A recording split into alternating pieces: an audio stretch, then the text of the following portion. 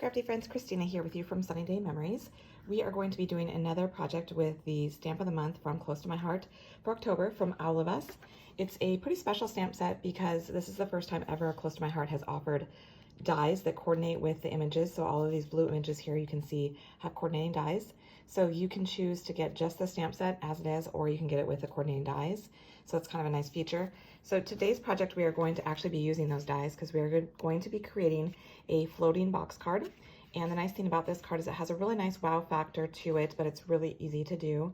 It lies flat, so it's easy to mail. As you can see, it goes flat here, but then it pops up and it will stand freely on its own so the recipient can enjoy the effect of it. But it's really, like I said, simple to do. So let's go ahead and get started. So the first thing you're going to need is your base for your card here, and I'm doing the white daisy. It's the standard A2 size card, so that means it's 8.5 this direction and 5.5 this direction. And then we're going to do some simple scoring. So either grab your scoreboard or a paper trimmer like I'm going to do. I'm going to use my bone folder, and we're going to be scoring it at 2-inch increments. So that means we're going to do it at 2, at 4, at 6, and then again at 8. And because this is 8.5 inches long, rather than pull out my arm of my paper trimmer, I'm going to actually use the right hand side of my paper trimmer so that it's more stable, and do it at the 1/2 inch mark since it's 8.5. So this would be at the 8-inch mark. So you've got your 2, 4, 6, and 8-inch markings there. Okay, so we'll move that out of the way. So then, just to kind of give you a sense here, I've made up a little template. Let me show that here in the camera shot.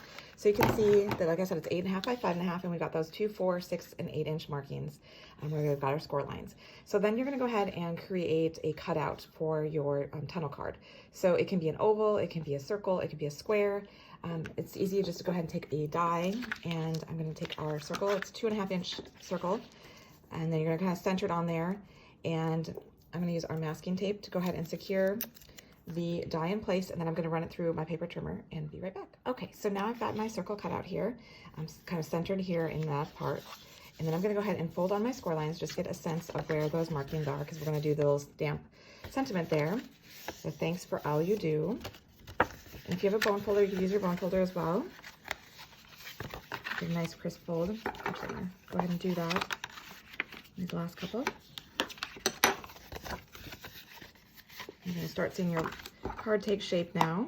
Okay. Get a crisp fold along here. Okay.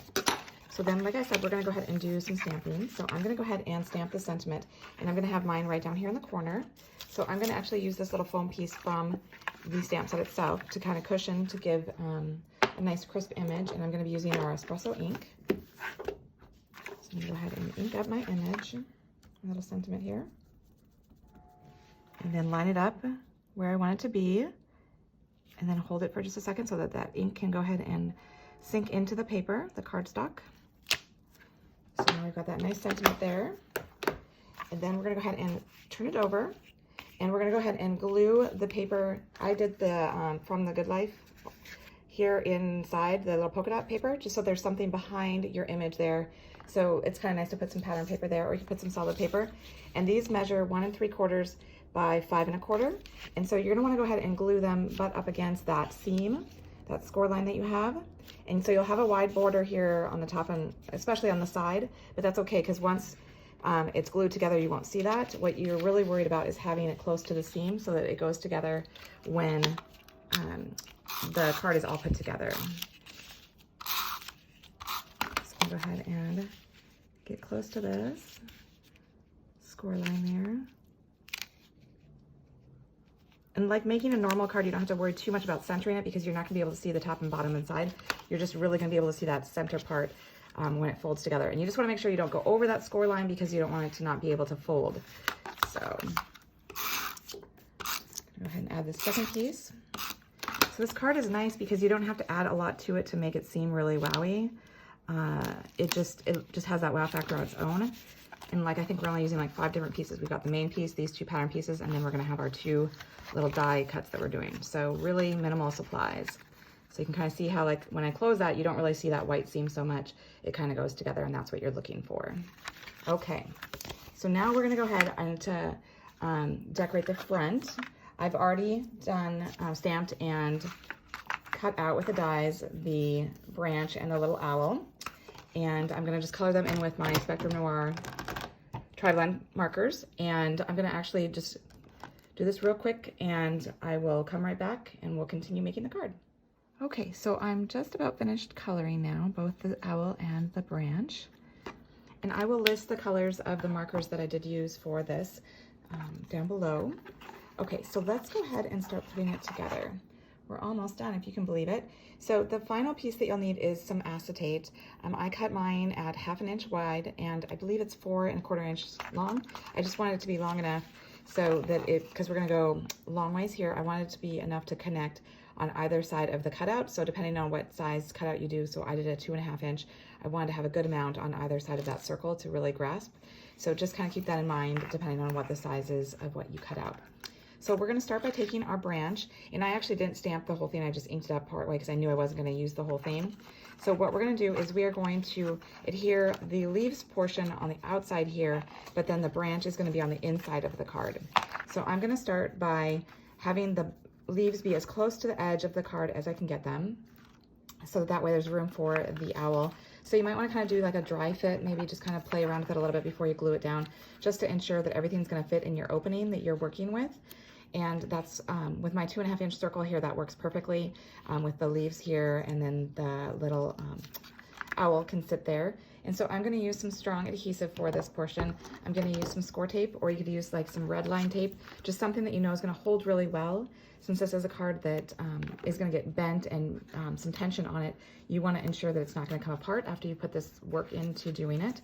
So since I'm also working with this, I'm going to go ahead and trim off. I know I'm not going to need that little extra piece there. That should be enough there that'll still catch on there. So I'm going to put some of my score tape on the front of my stamped image so that I'm ready to take that off on the other side when we get to that there. So I'm going to go ahead and remove the backing on this score tape. And I'm going to go ahead and place it down then where I want it to be. Again, trying to get as close to the edge of the card as I can. Make sure there's enough room for him. And then I'm going to go ahead and remove this portion. And I'm going to tuck that underneath. And I might need to roll up. If you've got a little too much adhesive like I did, you can just kind of roll it up so that it doesn't come in that opening. You don't want it to be showing through and sticking to anything else. So roll a little bit more. There we go. Press that down. And so then now we've got our little owl. He's a little higher up than my other one, which is going to be okay. I'm just going to have to like futz with it a little bit. You could undo it, but since it's a strong adhesive, I don't want to mess with that and tear things apart. So I'm just going to go with it. So now we're going to be working on the back side here with the acetate. That's going to kind of make that floating feature seem like it's floating because you've got that clear acetate. So we're gluing it right up along that seam, that score line that we have, that first 2 inch score line. Again, using some strong adhesive so that it will hold and not give way. So I'm using some score tape again. And I'm just putting it on either side of my circle, right up against that score line. And I'm going to remove the backing of both of these at the same time, so that way I can easily work with putting down that acetate. Okay. So that acetate will be flush up against that score line and go right down on that adhesive, just like that. So now you've got a place that you can put your little owl. So cute. So you're gonna put a strip of adhesive down the center of your owl, remove that backing. So then you can go ahead and put him down how you want him. Again, my branch is a little higher than it was before, but that's okay. So then the last portion then is we're going to go ahead and glue that to that little tab that we've created, that 1/2 inch border. So again, using some strong adhesive because you want this to stay held together. Put that down. And we're going to remove the backing again.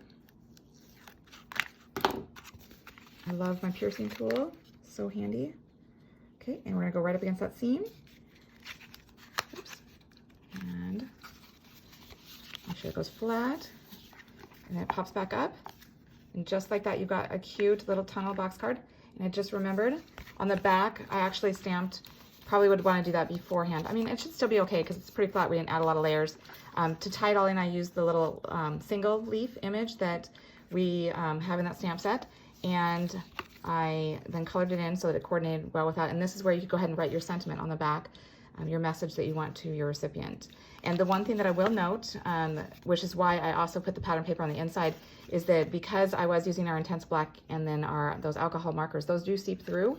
So you would see that kind of coming through, even though it's still contained inside the box card. The pattern paper covers that up so you don't see it. So just kind of a little trick of the trade there to, you know, hide all those little things, but it does add a nice touch to it rather than just having the plain back like that.